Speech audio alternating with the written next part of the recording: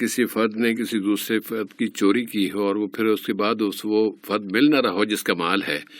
اور یہ اب وہ چوری سے توبہ کرتے ہوئے وہ اس مال کو صدقہ کر دے، تو کیا اس سے اس چوری کی سزا سے بچ جائے گا وہ؟ یہ صاحب یہ معاملہ جو ہے دونوں حقوق سے تعلق رکھتا ہے صاحب. جیسے آپ نے کچھ پہلے حقوق اللہ حقوق العباد کی طرف توجہ دلائی،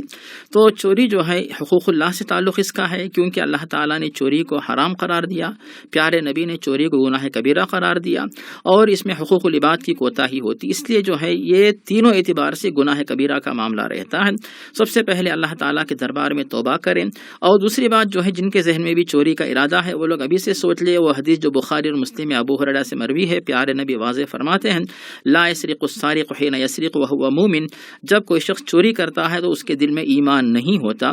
چوری تو چھوٹی چیز، لیکن ولا ينتهب نهبة یا نهبة، کوئی شخص ڈاکہ ڈالتا ہے تب بھی جو ہے اس کے دل سے ایمان اتنی دیر تک چھین لیا جاتا ہے، تو بہت بڑا خطرناک معاملہ ہے. تو جو مال آپ کو ملا ہے چوری سے وہ حرام کا مال ہے، تو جو اس کا حقیقی مستحق ہے تو اس تک آپ پہنچیں، اسے کچھ ڈھونڈے تلاش کریں، یا پھر اس کا جو وارث اگر مل جائے تو اس تک آپ پہنچائیں، پھر اس سے بھی ان لوگوں سے معذرت چاہیں. ایسا کوئی موقع نہیں ہے تو پھر آخری صورت یہ ہے صاحب بھائی، اگر وہ شخص مجھے دوبارہ مل جائے